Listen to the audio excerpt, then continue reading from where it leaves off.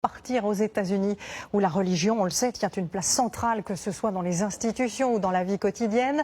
70% des habitants se déclarent chrétiens, 350 000 congrégations différentes y sont recensées. Et vous allez voir que certains paroissiens ont une façon bien étrange d'exprimer leur foi. Amandine Atalaya, Mathieu Derrien et Adrien Ponsard. Jusque-là, tout va bien. Cette messe commence de la façon la plus chrétienne qui soit. Puis on découvre le pasteur perché sur un balcon avec un micro de chanteur, devant lui des voitures uniquement, et tout d'un coup, pendant son prêche... Je vous remercie d'être là. Vous avez bien entendu, voilà comment les fidèles ici prient le Tout-Puissant. Pour dire Amen dans la voiture, on klaxonne. Voilà, Amen. Soyez tous bénis. Vous aurez remarqué ses habits du dimanche, sweat, casquette et lunettes de soleil. Ici, tu viens comme t'es. On s'embête pas à se changer ou à se raser. Dans cette station balnéaire très populaire de Floride, bienvenue donc à l'église de Daytona Beach, où quitter sa voiture serait un sacrilège. C'est tellement confortable. Comme dans les restaurants de fast-food, c'est une église drive-in, l'une des deux seules aux États-Unis. Elle s'est installée dans un ancien cinéma en plein air dans les années 60. On communie donc, en enlevant quand même sa casquette, avec une hostie distribuée à l'entrée, et le chien communie aussi.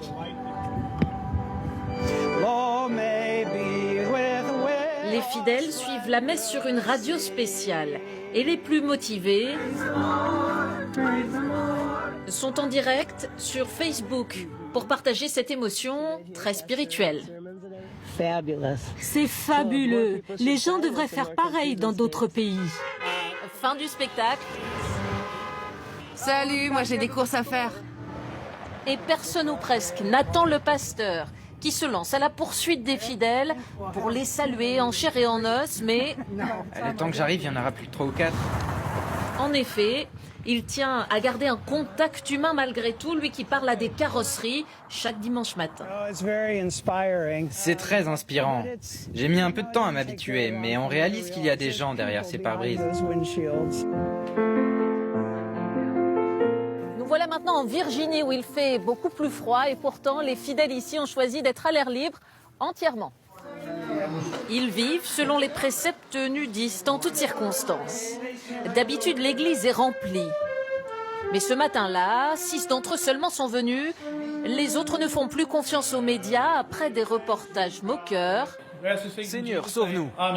Quand eux prennent très au sérieux ce culte minimaliste qui les mettrait sur un pied d'égalité. Rien ne nous distrait ici. On est tous pareils, à l'état naturel. Comme Adam et Ève, Dieu les a créés nus.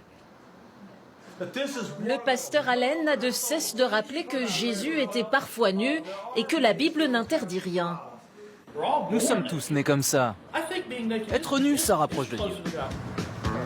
Bill, lui, rapproche son église des chrétiens. C'est inventif aussi. Vous pourrez le croiser sur les routes de la Virginie, toujours. Quand je la conduis, les gens ralentissent, klaxonnent, s'arrêtent. J'ai parfois peur de les percuter avec ma chapelle. Ce serait regrettable en effet. L'idée est plutôt de marier des chrétiens à domicile, dans leur jardin. Elle m'a coûté 50 000 €.